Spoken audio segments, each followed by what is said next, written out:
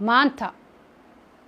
waxaan rabnaa inaan ummadda Soomaaliyeed la wadaagno kiiska Ikraan ee maxkamadda yaalay maxaa ka hagaagay maxaa ka hirgalay maxaa ka qabsoomay ma dhaqaaqay xaguu maraaya muxuu u dhaqaaqi waayay hadii uu dhaqaaqay haduu uusan dhaqaaqina dadaal dheer oo aan ku bixinay maxkamadda iyo xeer ilaalinta anagoo kaashanayno looyarkii iyo looyaradii nala shaqeynayay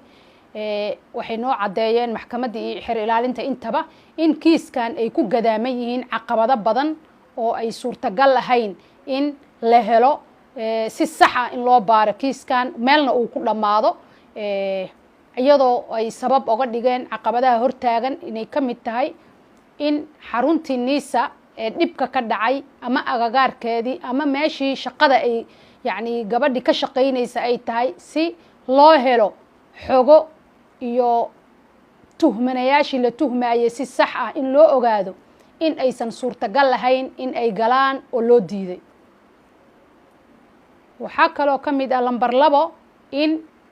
taliska maanta uu joogo nin ka mid ah eedeysanayaashii lagu eedeynayay Ikraan in ay ku lug lahaayeen in uu madaxweynaha xilkiisi dhamaaday uu u yahay taliyihii nabad sugidda oo asaga in la weydiiyay ay tahay ayna marnaba suurtagal lahayn nin asaga wax lagu tuhmaayay in loogu tago in la baaro arrinta saddexaad waxay tahay in loo diiday maxkamadda iyo xeer ilaalinta iyo intii kiiska ku guda jirtay kaamirooyinkii ku xirnaa xarunta nabad sugidda iyo agagaarkeeda loona sheegay in fiidiyowyadii oo dhan la tirtiray caqabadaha waxaa ka mid ah oo ay sheegeen nambarka 4 in marnaba aan loo ogolaanaynin loona fasaxaynin in ay kiiskaas si hufan oo ay u baaraan cid kasta oo ay rabaan inay wareystaan aysan wareysan karin markii aan maxkamadda intaas kala soo kulanay waxaan la kulanay maanta prime ministerka oo aan u sheegnay caqabadaha iyo waxa ay jiraan prime ministerka wuxuu naga ballan qaaday in kiiska sidii ay shalay uga go'neyd in Ikraan ay cadaalad hesho ay uga go'an tahay cid kasta oo cadaalad iyo dhibana ahna uu sida Ikraan oo kaleeto uu u rabay inay cadaalad u hesho wuuna dhageystay wuuna naga ballan qaaday in cadaaladaas loo helo Ikraan waxaan rabnaa marka ummadda Soomaaliyeed inaan la wadaagno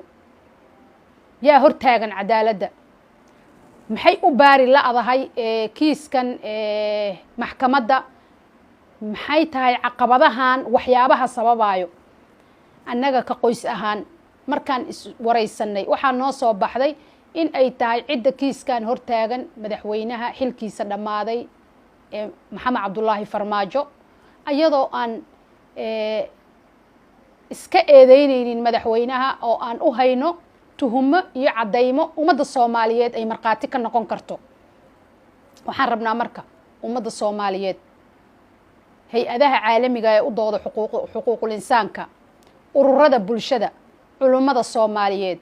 cid kasta oo rabta in ay cadaalad hesho ayada nafteeda qofka inuu cadaalad helo